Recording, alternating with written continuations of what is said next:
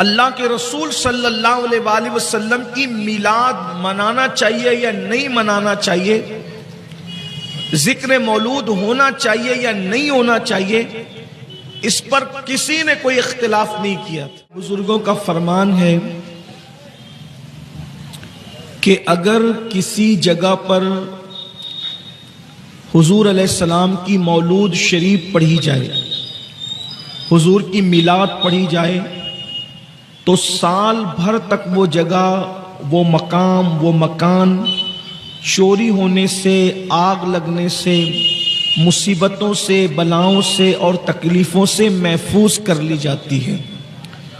اور جو میلاد اور مولود کہتے ہیں، اس کا مطلب ہوتا ہے سواد اعظم اہل سنت و جماعت کے نزدیک کہ اللہ کے رسول صلی اللہ علیہ وآلہ وسلم کی ولادت طیبہ، جو حضور علیہ السلام کی ولادت شریف ہے، اس وقت کے جو واقعات ہیں کہ کیا واقعات اور معجزات رونما ہوئے، اس کے ذکر کو مولود شریف کہتے ہیں، میلاد کہتے ہیں۔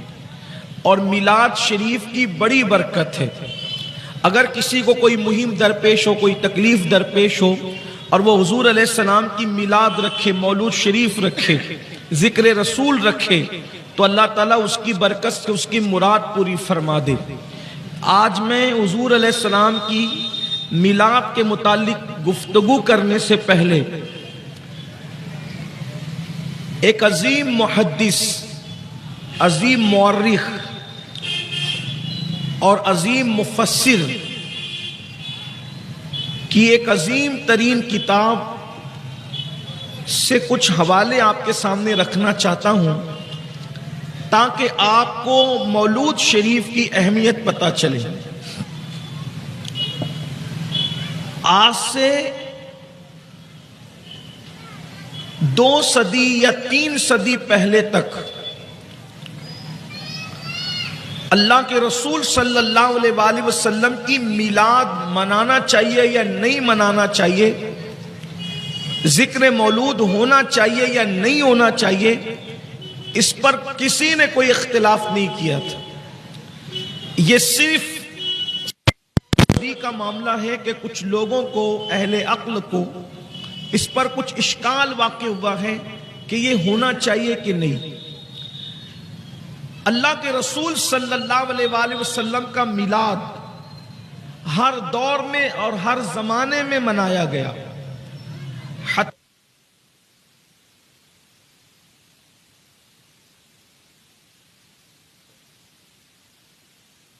شکل اگرچہ اس کی مختلف تھی، انداز اس کا الگ تھا، لیکن منایا ضرور گیا۔ جیسے مثال کے طور پر اللہ کے رسول صلی اللہ علیہ وآلہ وسلم ہر پیر کو روزہ رکھا کرتے تھے۔ اللہ کے رسول علیہ السلام جب پیر کے دن روزہ رکھتے تو اصحاب نے پوچھا، صحابہ نے پوچھا، یا رسول اللہ صلی اللہ علیہ وآلہ وسلم، پیر کے دن روزہ رکھنے کی وجہ کیا ہے؟ تو اللہ کے رسول صلی اللہ علیہ وآلہ وسلم نے اس کی مختلف وجوہات بیان کرتے ہوئے ایک وجہ یہ بھی فرمائی کہ پیر کے دن میری ولادت ہوئی ہے، اس لیے میں پیر کے دن روزہ رکھتا ہوں۔ اس سے پتا چلا کہ جو ہفتے میں پیر کا دن ایک مرتبہ آتا ہے، ہفتے میں پیر کا دن ایک مرتبہ آتا ہے، اور سال میں پیر کا دن 52 مرتبہ آتا ہے، تو ہم لوگ میلاد النبی سال میں ایک بار مناتے ہیں، اور مصطفیٰ جان رحمت اپنی میلاد ایک سال میں 52 مرتبہ منایا کرتے تھے۔ یہ حدیث مسلم شریف میں موجود ہے۔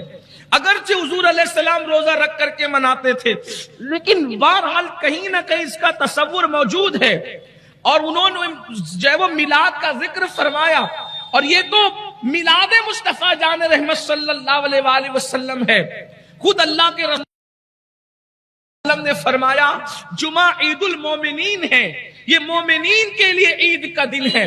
الحمدللہ پورے ہندوستان بھر میں जुमतुल मुबारका मनाया जाता है, हिंदुस्तान में नहीं पूरी दुनिया में मनाया जाता है। लेकिन हिंदुस्तान की अगर बात करें तो हमारे गुंबदों मीनार के शहर मालेगांव में जिस अंदाज से जुमा मनाया जाता है, उस अंदाज का जुमा मैंने हिंदुस्तान के किसी शहर में नहीं देखा। इस पर भी हम अल्लाह का शुक्र अदा करते हैं कि हमारे यहाँ जुमा महसूस होता है, हमारे यहाँ जुमा दिख कर आता है, जिस एतबार से भी हो। लेकिन बहरहाल जुमा नजर आता है, मस्जिदों का एक अपना अंदाज है, गुंबदों से सलातो सलाम की आवाज है, तकारीर की गूंज है, उसके बाद फिर एक दूसरे घरों से खवातीन का आना जाना है, मिलना मिलाना है, एक माहौल है, मखसूस डिशों का घरों में पकना है। हमारे यहाँ जुमा बहरहाल बहुत एहतमाम से मनाया जाता है, जो जुमा दिख कर भी आता है। लेकिन ये जुमा अल्लाह के रसूल अलैहि सलाम ने फरमाया, ईदुल मोमिनीन, मोमिनों की ईद है ये जुमा, जुमा मोमिनों की ईद है। तो सहाबा किराम ने अर्ज की, हुजूर जुमा मोमिनों की ईद है, उसमें गुस्ल के लिए फरमाया, बल्कि जुमा के दिन गुस्ल करने की बड़ी फजीलत है।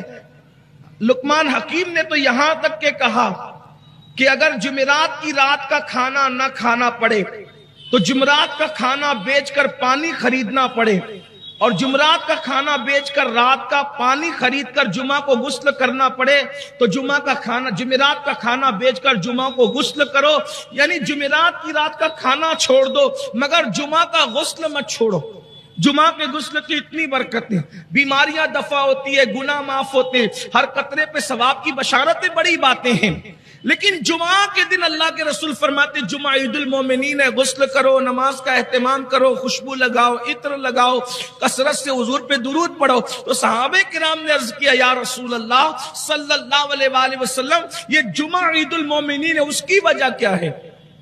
तो अल्लाह के रसूल अलैहि सलाम ने, मुस्लिम शरीफ की हदीस है, बहुत सारी वजूहात बयान फरमाई। उसमें से एक वजह यह बयान फरमाई कि जुमा ईदुल मोमिनीन इसलिए है कि इस दिन हजरत आदम की पैदाइश हुई और इसी दिन हजरत आदम का विसाल भी हुआ।